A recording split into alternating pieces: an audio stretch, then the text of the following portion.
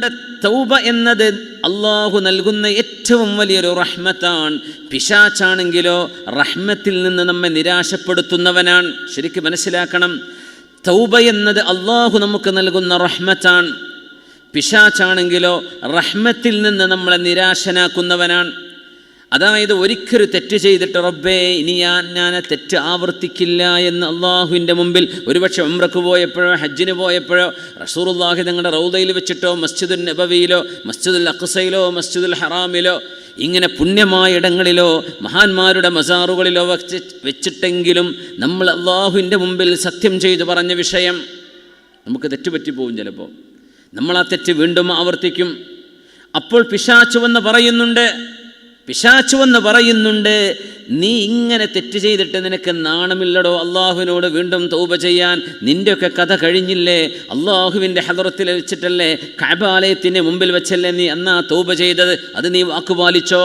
അള്ളാഹു നിന്നെയൊന്നും വകവെക്കില്ല, അള്ളാഹു നിന്നെ സ്വീകരിക്കില്ല എന്ന് പറഞ്ഞ് റഹ്മത്തായ തൗബയിൽ നിന്ന് നമ്മെ പിന്തിരിപ്പിക്കാൻ പിശാച് പരിശ്രമിക്കുന്നുണ്ട്.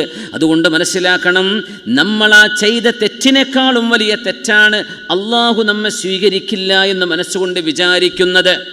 അഅ്ളമു ദംബൻ, അള്ളാഹുവിൻ്റെ അടുത്ത് ഏറ്റവും വലിയ കുറ്റമാണ് അള്ളാഹുവിൻ്റെ റഹ്മത്ത്, ആ വിശാലമായ റഹ്മത്തിലേക്കൊന്നും എൻ്റെ ഈ പാപം കൊണ്ട് എനിക്ക് കയറാൻ കഴിയില്ല എന്ന് വിചാരിക്കുന്നത്.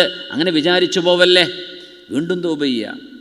അലി റളിയല്ലാഹു അൻഹുവിനോടല്ലേ ചോദിച്ചത്, ഇലാ മതാ, എത്ര കാലം ഇങ്ങനെ തൗബ ചെയ്യും? ഞാനിത് ചെയ്യൂല, വീണ്ടും ചെയ്തു. ഞാനിത് ചെയ്യൂല റബ്ബേ, വീണ്ടും ചെയ്യുന്നു. എത്ര കാലം? ഹത്താ യകൂന ശൈത്വാനു ഹുവൽ മഹ്സൂർ, പിശാചിന് തോന്നണം ഇവനെക്കൊണ്ട് തെറ്റ് ചെയ്യിപ്പിച്ചിട്ട് കാര്യമില്ല, അവനെന്തായാലും തൗബ ചെയ്ത് മടങ്ങും, ഇവനെക്കൊണ്ട് ഞാൻ പഴപ്പിച്ചിട്ട് ഇവനെ കാര്യമില്ല, അവനെന്തായാലും നന്നാവും. അങ്ങനെ പിശാച് നിങ്ങളെ വിചാരിച്ച് നിങ്ങളെപ്പറ്റി നിരാശപ്പെടുന്നവരെ നിങ്ങൾ അള്ളാഹുലേക്ക് തൗബ ചെയ്തുകൊണ്ടിരിക്കണം.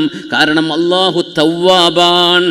മനുഷ്യൻ ഒരു നേരം പുറത്തു കൊടുക്കും, 2 തവണ പുറത്തു കൊടുക്കും, 3 തവണ, പിന്നെ ഡിസ്മിസ് ചെയ്യും, അല്ലേ?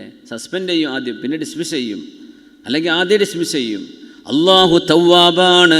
എത്ര തവണയാണ് നമ്മൾ തൗബ ചോദിക്കുന്നതെങ്കിൽ തന്നെയും അതിൻ്റെ എണ്ണം വിഷയമല്ല, നമ്മൾ ചോദിക്കുന്ന വിഷയത്തിൻ്റെ വലുപ്പം എത്രയുണ്ടോ, തിന്മയുടെ ഗാംഭീര്യവും ഗൗരവവും എത്രയുണ്ടോ, അതും അള്ളാഹുവിന് പ്രശ്നമല്ല.